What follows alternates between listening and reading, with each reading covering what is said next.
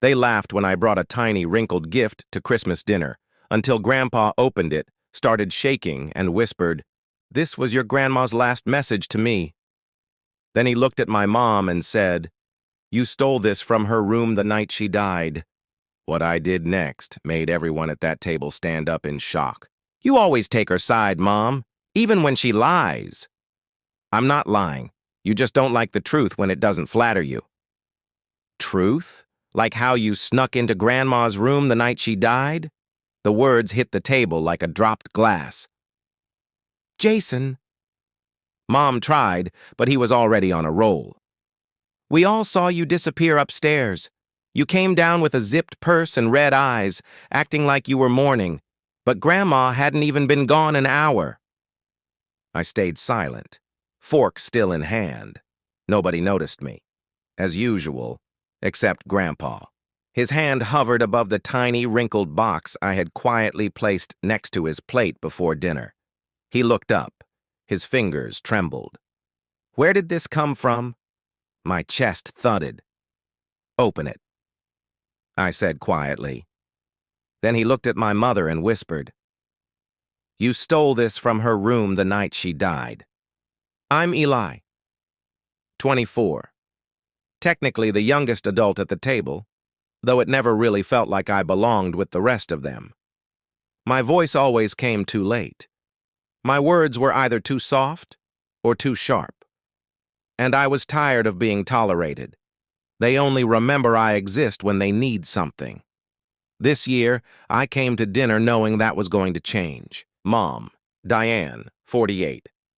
She's always been sharp-tongued and impossible to please. I was her fixer until I started growing a spine. Then I became her burden. Jason, my older brother, 29. Golden boy, a voice like a hammer. He inherited Dad's temper and Mom's charm. He once borrowed my credit to buy a car. Never said thank you. Still hasn't paid it off. Rachel, Mom's younger sister. 43, single, and still acts like she's 17. Passive-aggressive to the bone. She once told me Grandma probably left me nothing for a reason. Grandpa, 76. Quiet since Grandma passed. We were close, he and I. He once said I listened like Grandma used to. That mattered more than any inheritance ever could. The fight had been simmering since Thanksgiving. My mother had somehow ended up in possession of Grandma's jewelry box.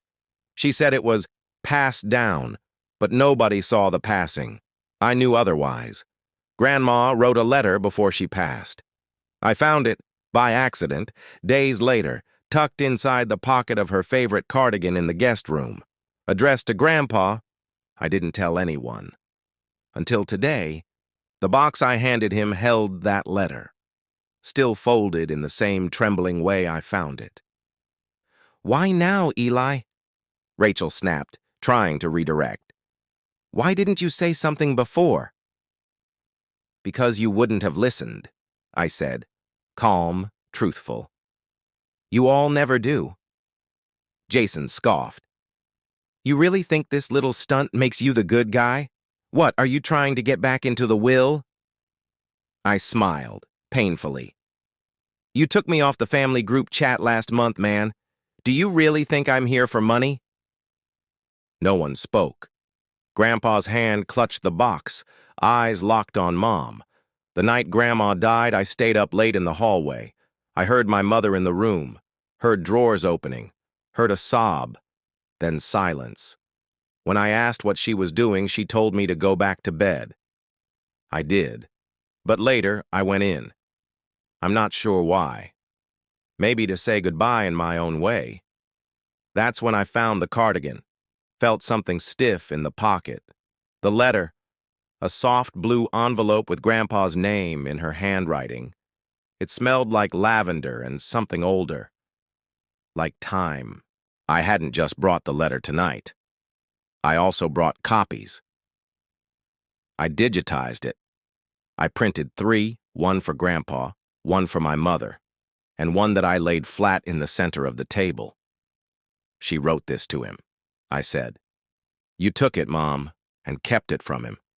He thought she died without saying goodbye, but she did say goodbye. You just buried it.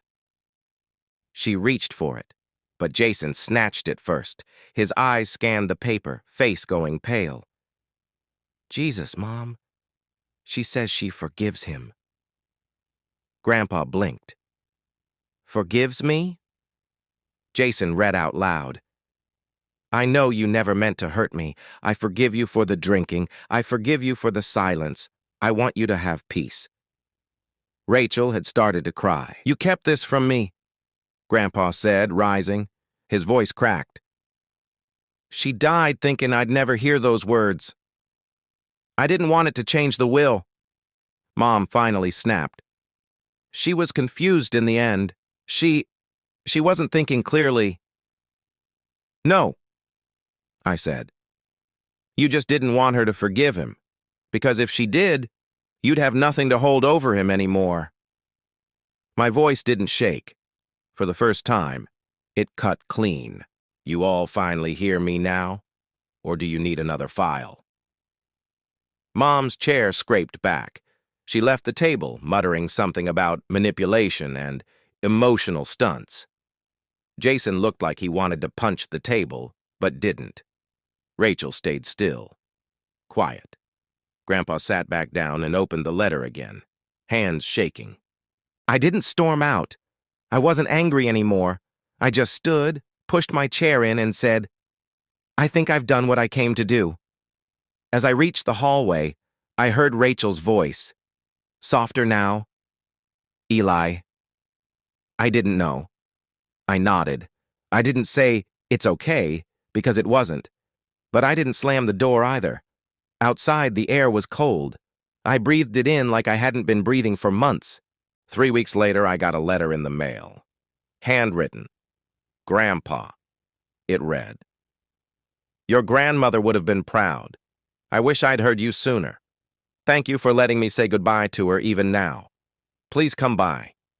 Just to sit, like we used to. I smiled, folded it up, put it in my wallet. I don't know what happens with the rest of the family. Maybe they change, maybe they don't. But I found my voice. And I think, no, I know, I'm never giving it back.